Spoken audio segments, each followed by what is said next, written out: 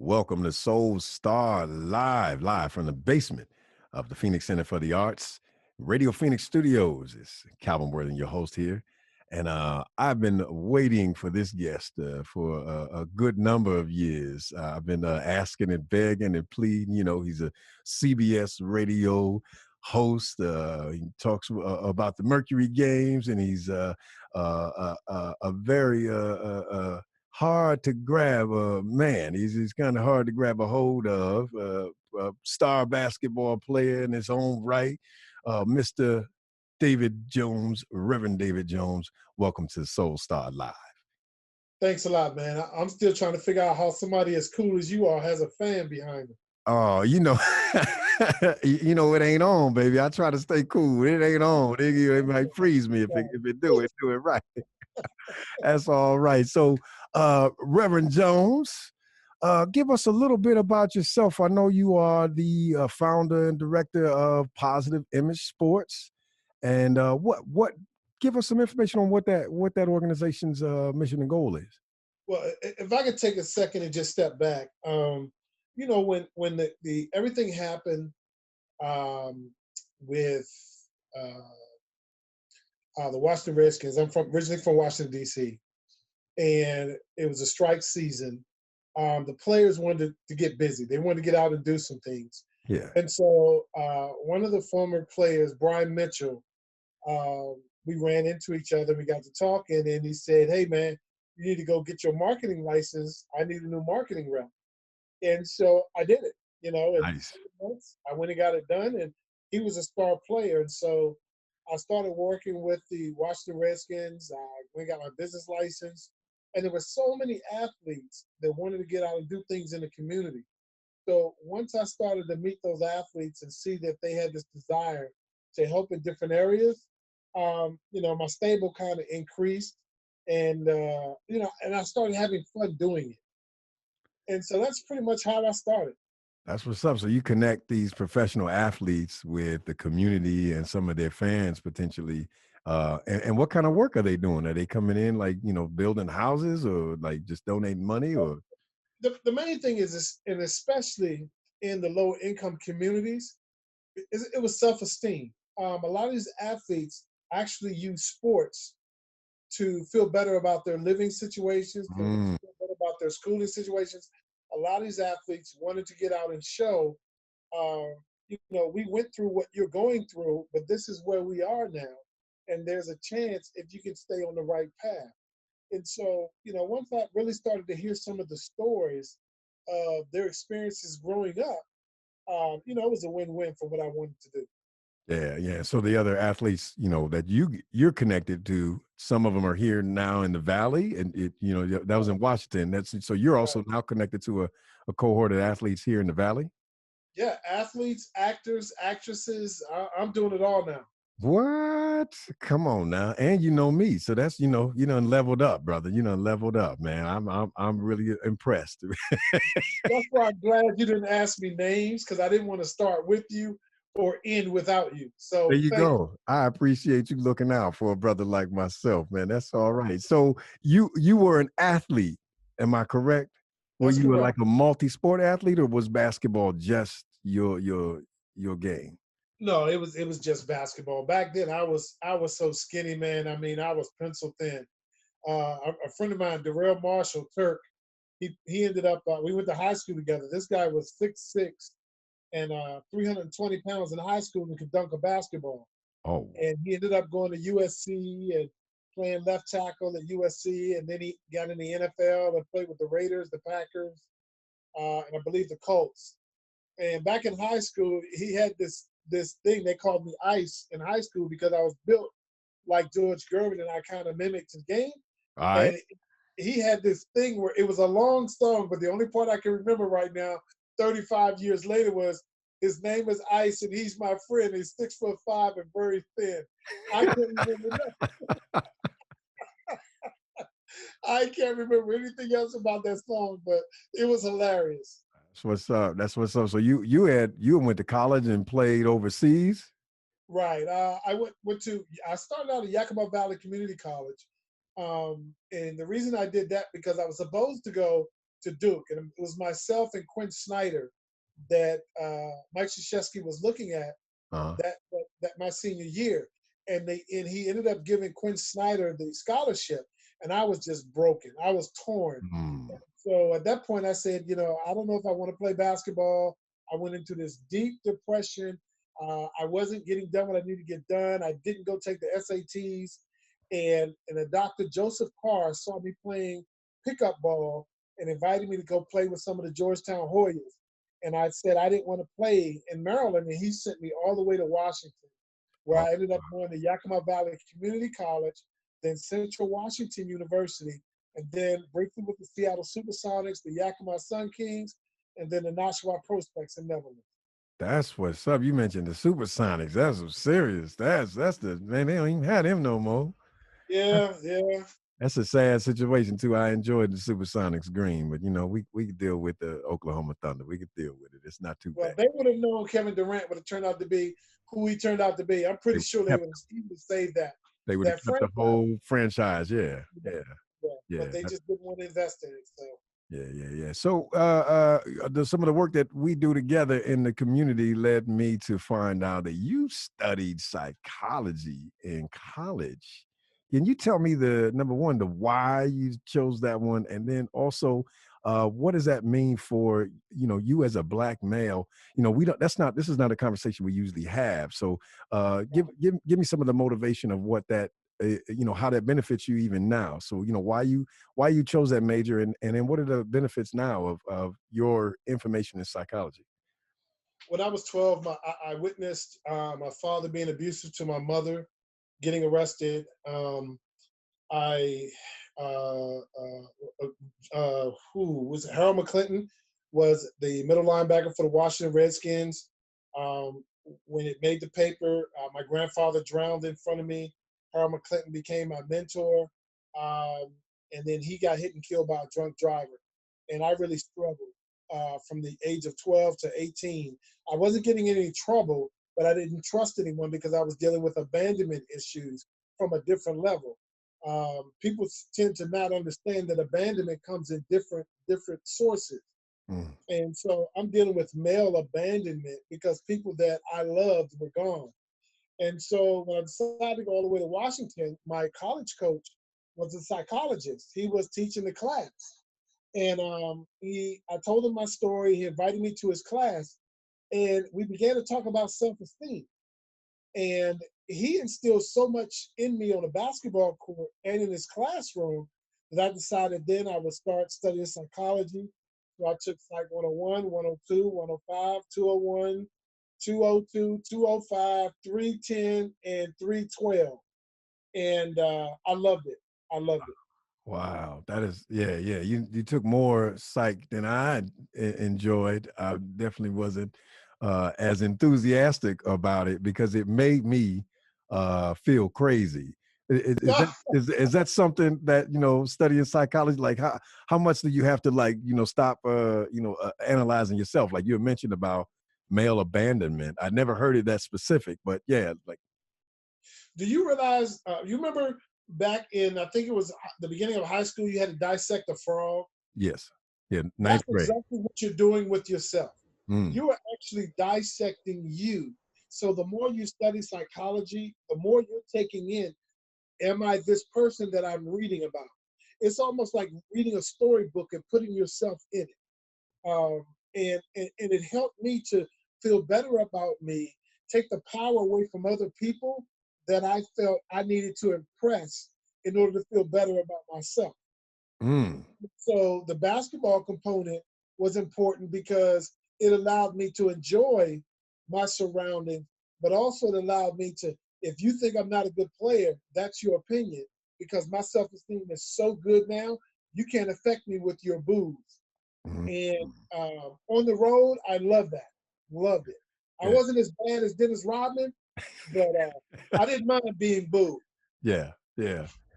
So what? How did you get your self esteem up? Like, what was your method of, like, I'm gonna increase my self esteem? Was it just more practice, or more? It was. in psychology, one of the major resources that you'll gain from psychology is, like I say, you just dissecting yourself. But then after you dissect yourself, you put it to a test. And so when people challenge you, you have to put yourself back in a position to remove that power of authority that they think they have Mhm. with you. And so I've gotten really good at, if that's how you feel about me, made a little watch between me and thee while we're absent one from another. And Yeah, I'm okay. yeah, yeah. I'm okay with that. And that's the disposition of, I am more concerned about how I see me than I am concerned about how you see me. It's called self-esteem. How Mm, you feel about you, mm. not how somebody else feels about you. That's something totally different. And we've got to learn how to separate that. Yeah, yeah, yeah. That's what's up. That's why we having the conversation. This is all good, man. You're making my brain go a little bit haywire because I want to ask you even about the state of black men and our psychological state. What what do you find for resources out there for black men? Like, black male abandonment. That's something that I know most of us black men have experienced. What are some resources you think for black male abandonment that that you may have found that were beneficial? Here's number one. You have to trust somebody. Mm, That's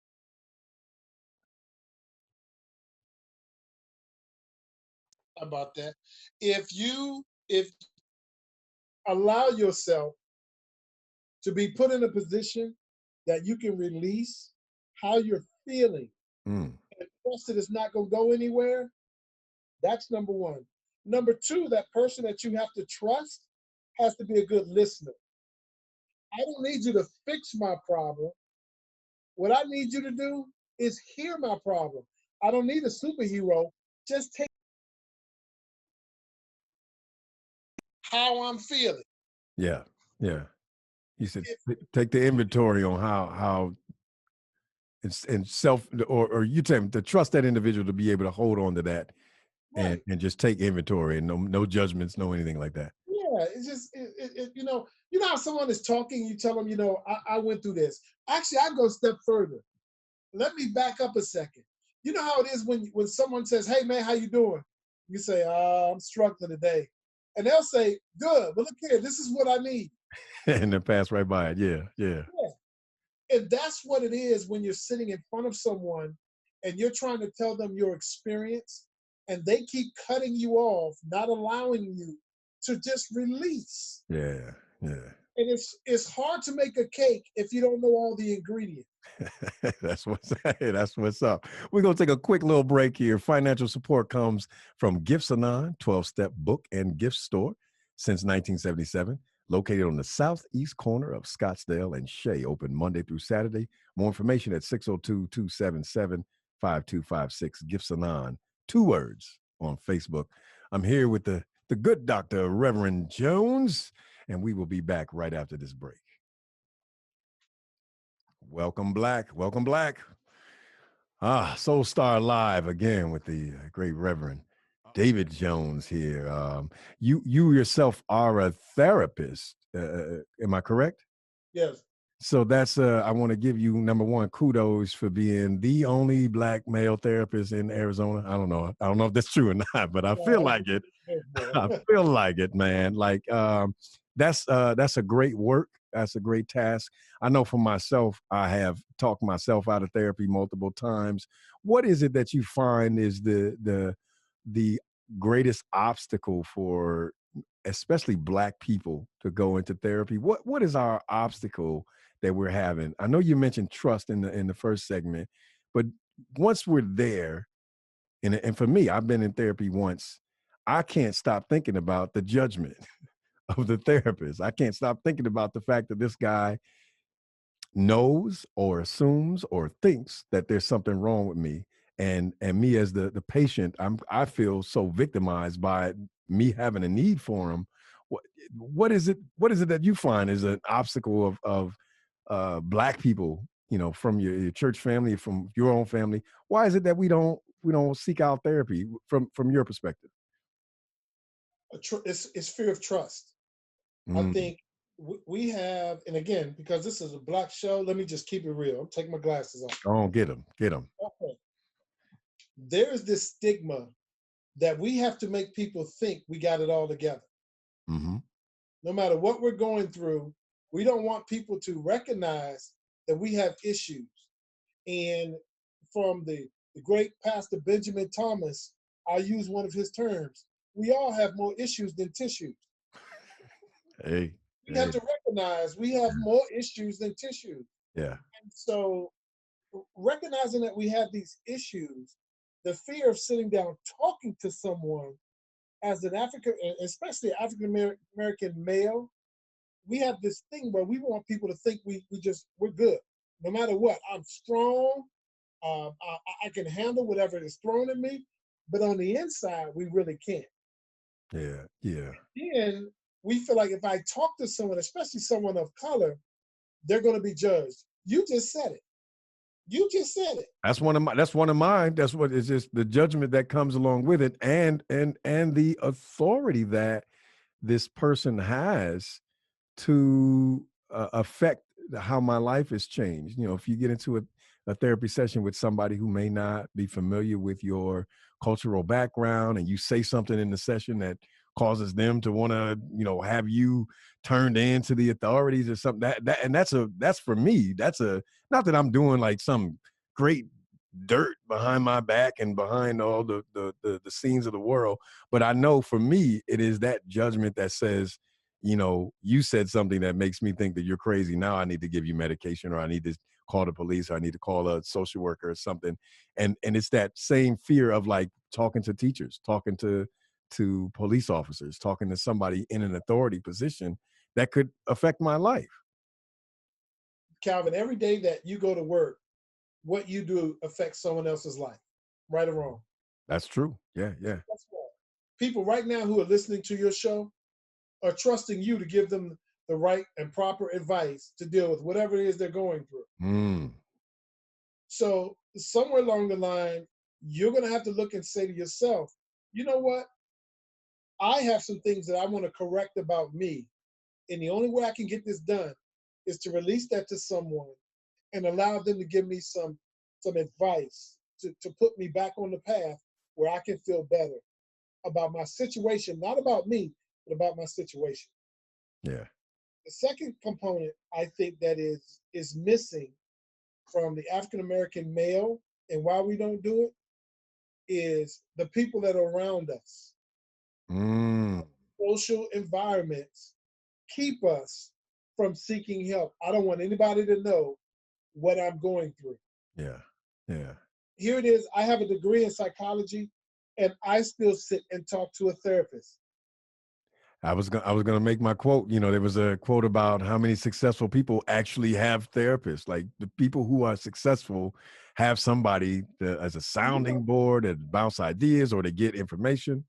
when a doctor gets sick, who do you think that doctor goes to?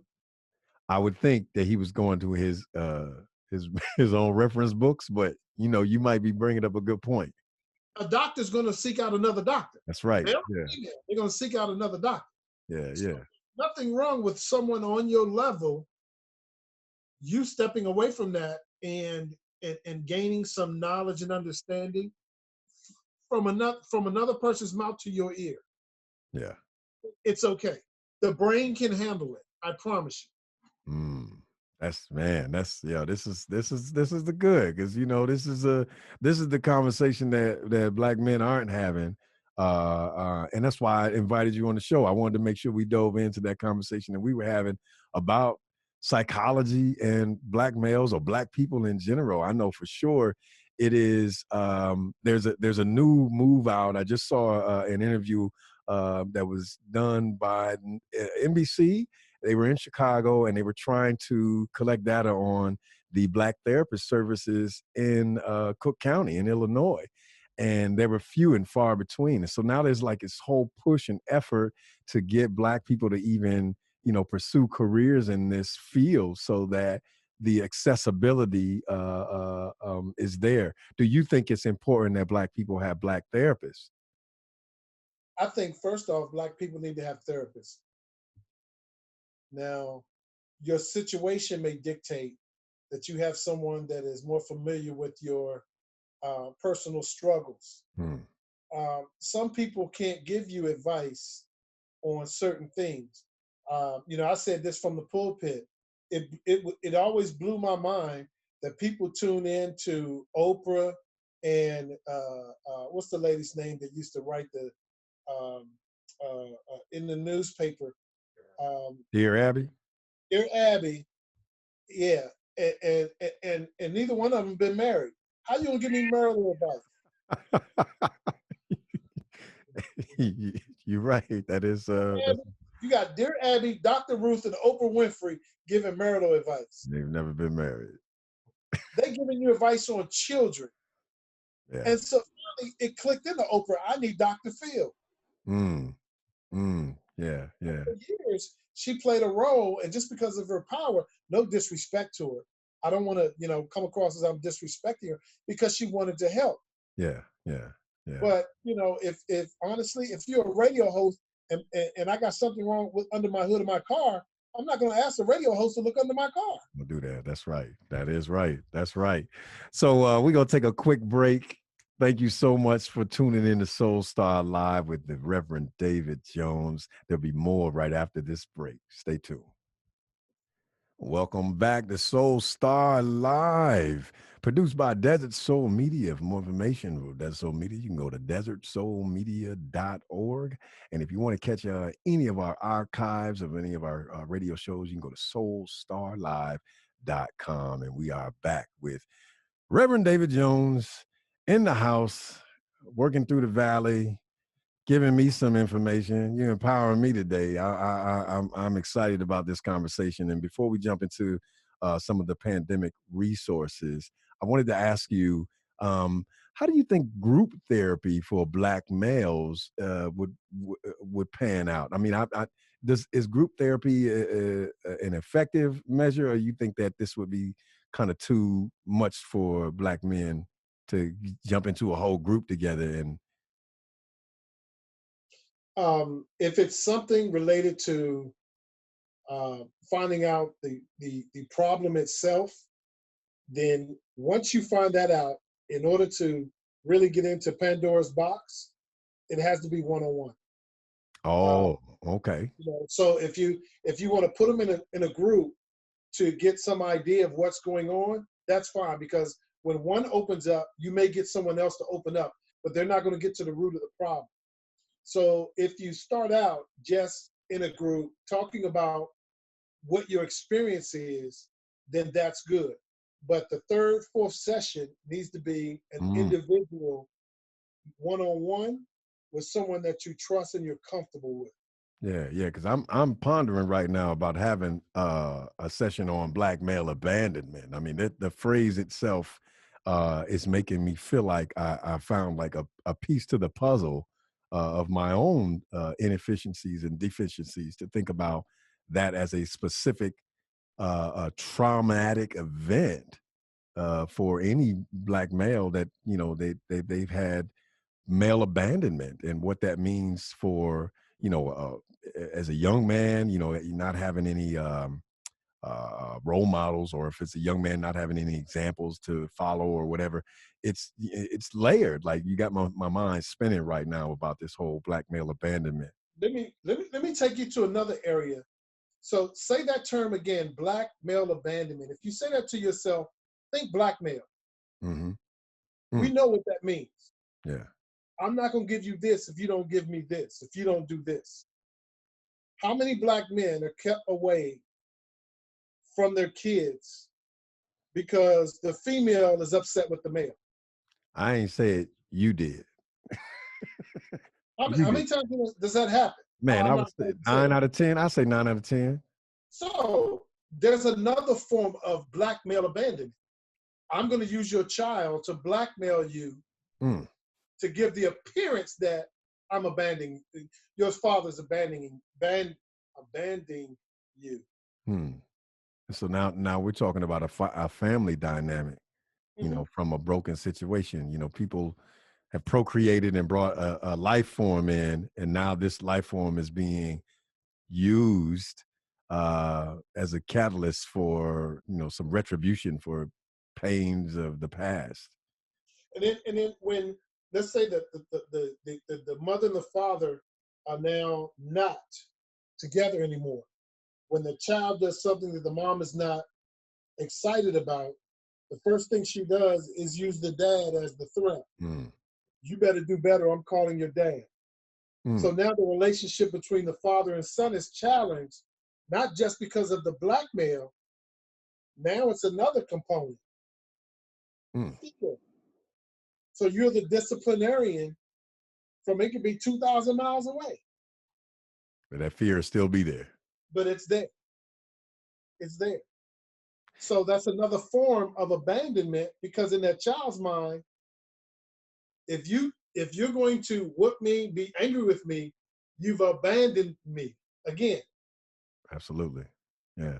So Yeah. there's so many levels of abandonment that we don't process when it comes to how our young black kids are raised. How long do you think this is? I know there's not a cookie cutter method in any of this, but how long do you think it is for people to recover from something like abandonment, especially from when they were a child? I experienced that. My father went to jail, and because of the way he treated my mom, that was the first component of abandonment. I then 4 months later, my grand no, I'm sorry, 4 weeks later, my grandfather drowned. Um, that was a form of abandonment. Harold McClinton was hit and killed by a car, a drunk driver leaving the Redskins game. That was a form of abandonment. I left the state to go to state of Washington to pursue a college degree, college education, and to play basketball. Um, None of my family came out to see one game on my graduation. That was a form of abandonment. Hmm. The Netherlands, played professional basketball there for 8 years. None of my family came to visit me when I retired. There was no retirement party. That was a form of abandonment. When I turned 50 years old, uh, uh, everybody celebrates the Big 5-0. I didn't. I sat at home and watched TV. That was a form of abandonment. It goes on forever until it's addressed. Mm, mm. So it's more of we're looking for a practice more than a cure, some sort of way to um, prepare to heal the traumas as they reemerge, because it's probably something that happens seasonally, maybe, And uh see, then we reach out to other things: games, drugs, alcohol, mm, things that aren't good for us. And that's our band aid that we put on our broken leg. mm. Come on, you gotta say that one again. That's the band-aid. That's the band aid we put on a broken leg. You in the pulpit now. Brought me into the altar. Brought me to the altar. That's the band-aid. So you can't put a band-aid on a broken leg. No, That's I mean, that you can do it, but it's not going to help. we would probably think that person is out of their mind, especially if they thought it was going to help. And that is, Yeah. thank you so much for having this conversation about your work in psychology. But you put on your red cape during the pandemic, and you're going around saving those who need saving, and you're helping out. And I heard a little bit about some of the work that you're doing. I know you're doing a lot. You're getting beds to people and getting food and clothes to people. Give us a little bit of update on all those wonderful activities that you're involved in. First off, I can't take credit for the hearts of the people that have supported me over the years: the Val Dudleys, the Linda Loves, the Al Harrises. There are so many people behind the scenes that do so much. Anytime I say that I have a need, Mm, they pop up. And so, other than me doing the asking, I've surrounded myself with some very caring friends. One of the things that I think is missing in our lives is our inner circle of strength. If you look, I'm in my office. If you look directly behind me, the pictures behind me, I have 8 great people. One picture is missing right now. I haven't been able to get him to give me an 8 by 10. But those are the men that helped shape me into who I am today. That's what's up. Bishop Sexton, Dr. John Carton, Dr. Warren A. Stewart Sr., my college coach, Ella Crozier, Pastor Bobby Hicks, Corey Gaines, who's an NBA coach, and then the Barnwells, Pastor Aubrey Barnwell and his dad, Bishop Henry, the late Bishop Henry Barnwell. And who's missing is Dr. Bill Smith. You should have a group of folk in your circle that you can release to and talk to. These 8, I can talk to them about anything at any time. And they're fabulous listeners. That's what's up. That's what's up. Yeah. And And they so help support your efforts. I actually walk in my office and look on the wall and say, okay, which one do I want advice from? Do you know how powerful that is? That is. Yeah. Yeah. You have an actual present cloud of witnesses. And then over top of it, their photos is a sign up top that says believe. Yeah. That's what's up. So, I'm excited about the position I'm in. I'm excited about what I'm doing. I'm excited about being able to go out in the community and help others who are in need. Uh, this is the ministry that I've always wanted to be a part of, assisting and aiding those who truly have a need. Um, and I'm enjoying it. That's all right. That's all right. So what's some of the work that you've been having to do because of the pandemic? Well, like for example, today, Pure Heart Church, which is located all the way out in Glendale, they'll reach out to me when they have truckloads of food. And no matter what's on my schedule, I will change my schedule to accommodate, to set up, to get food delivered in African American community. That is what's up. Period. Yeah, yeah, Period. yeah. And that's a real need now with this inflation coming up Oh, and absolutely. and beating up on everybody. Have your services for therapy increased because of the pandemic or anything? Only in the sense that parents are seeing what teachers have gone through. Mm, really? Yeah. And you got Parents are having so you have a parents reaching out to you? man, they are having a new wake up experience Mm. because they're seeing how difficult it is to have their child sit at a table for an hour and a half and focus on work. And that sounds like a task within itself, man. We're gonna take a quick break here and continue our conversation with the Reverend David Jones. One way you can support Radio Phoenix is by becoming one of our members for as little as $35 per year. Members receive discounts, savings, and other benefits provided by our membership program partners. And don't forget, the membership fee is tax deductible. Deductible.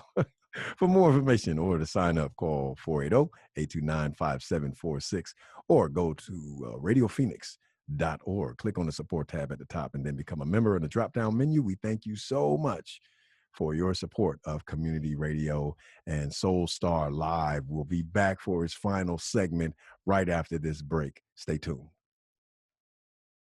Welcome, Black. Welcome, Black. Soul Star Live. Reverend David Jones in the house. Man, you're blessing us with some good words and some wisdom and information. So real quick, for the listeners who might need some of these resources, who might need access, for utilities or food, or maybe even, some of the homeless population people, there might be someone listening that may be connected to that population.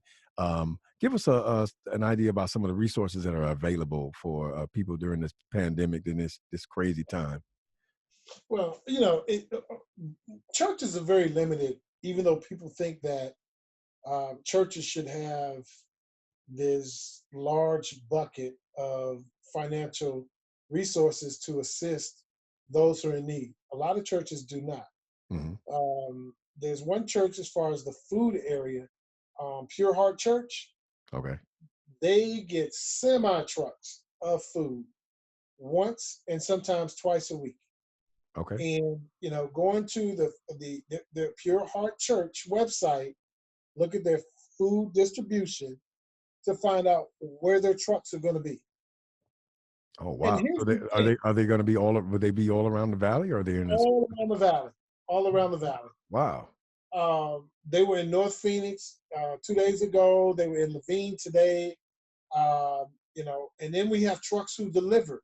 So if you have 20 kids or more, and when I say 20 kids, it could be a daycare program. Okay. It could be a church program, whatever you have. 20 kids or more, you can call me directly if you like, and I will arrange to get the food delivered to you. That's All right. you have to do is stand there and meet the truck. That's right. Now, here's where the challenge comes in, and I'm gonna keep it black. I'm gonna keep it black. Go on, keep Stop it. showing up late. Tell them. Tell Stop them. showing up late. Tell them, Rev. That's all right. Yeah. Yeah. You know, if we say 8 o'clock and you wait till 10:30, guess what? Ain't gonna be no The food. chicken and the orange juice may be gone. So when you only get potatoes and apples and eggs, it's not our fault. It's your fault. Yeah. Yeah. Yeah. We can't hold a bag or box for you. So Yeah. when you hear about the program, get up and come on out. Tell them. I was in Levine this morning. I set up Levine school this morning. I could count in the first 2 hours how many African Americans showed up in their cars to pick up food. Mm. Out in Levine. Out of Levine. Okay. Oh man. We had less than 10 in the first 2 hours. Yeah. Maybe they needed to fill up. They truck or something. It's No, always no, no. No, no. What it is, we don't want people to know we're struggling. absolutely. There is a shame in that is, I think, is associated with whatever this narrative is that is, being black in America.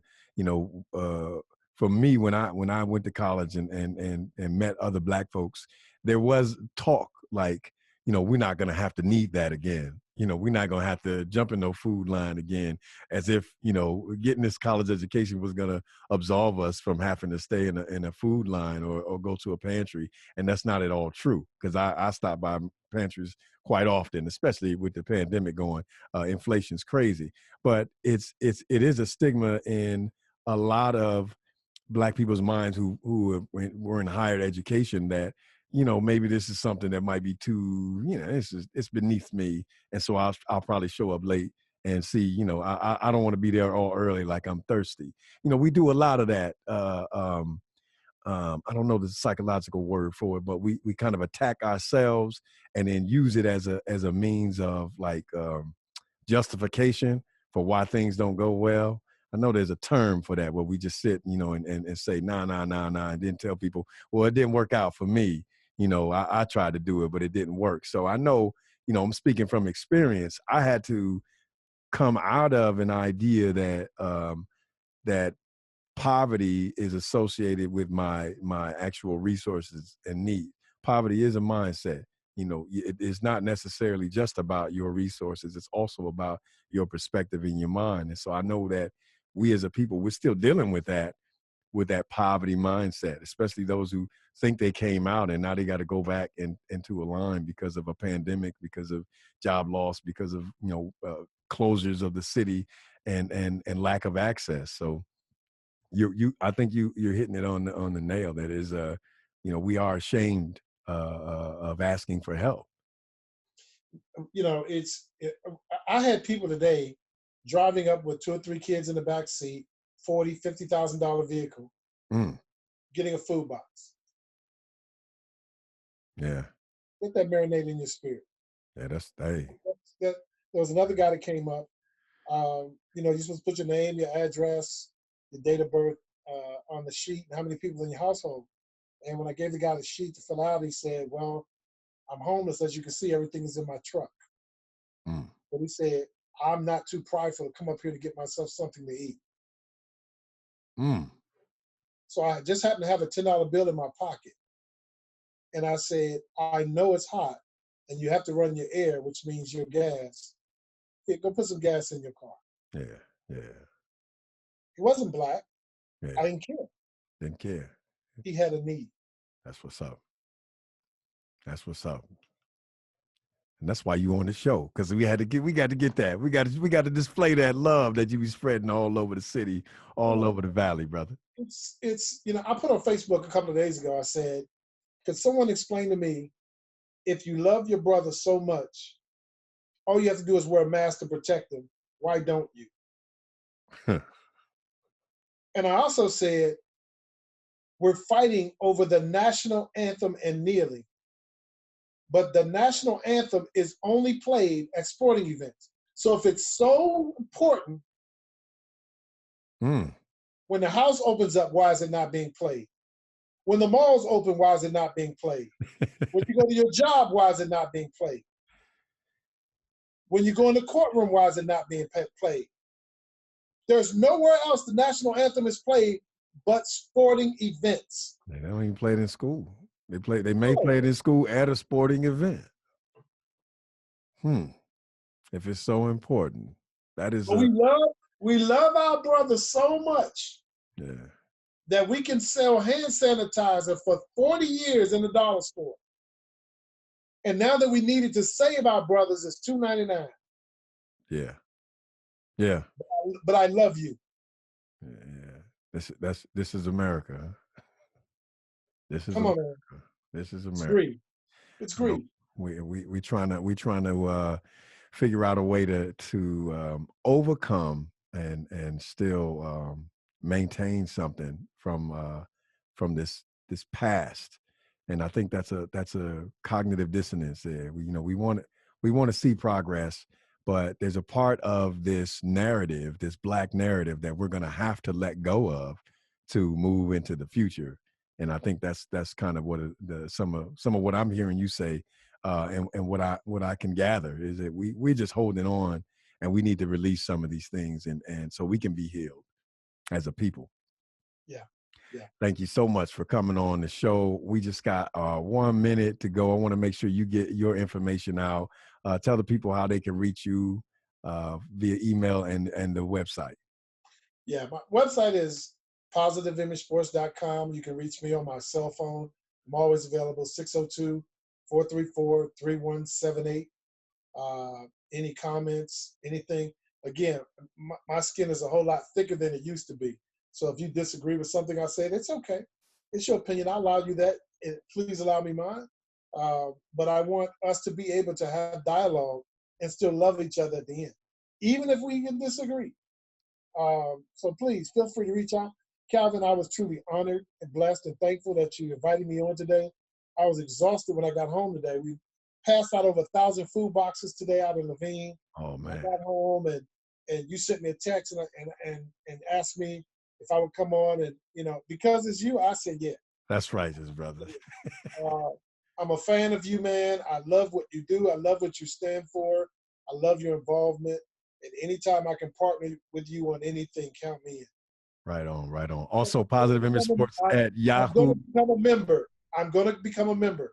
That's what's So I didn't know about that till the last segment when you announced it. So I will make sure my $35 is in the house. That's all right, and we'll make sure we get you that membership discounts and all sorts. We'll hook you up with Now, that. it's not discount for seniors, is it? Because I'm looking at my desk right now, and I know I got my AARP. It's not an AARP card. It's some of our sponsors. They're allowing discounts for members here, so it's not like an AARP card. We're trying to Okay, get man. a little bit better. We try to get a little bit better than that AARP thing. Yeah, I don't need any more of those discounts, man. I buy hop anyway. That's all right. That's all right. Thank you so much, Reverend David Jones, for coming on to the show. Desert Soul Media is the producer of Soul Star Live. Kaja Brown is our executive producer. I am your host, Calvin Worthen. For more information on Soul Star Live, go to soulstarlive.com. And more information on Desert Soul Media, go to desertsoulmedia.org. And if you want to follow me, you can follow me on Instagram at Calvin J. Worthen _Big Calvin. Thank you so much, good Reverend. I'll see you in the streets. You got it. Bless you, man. Right on. Thanks.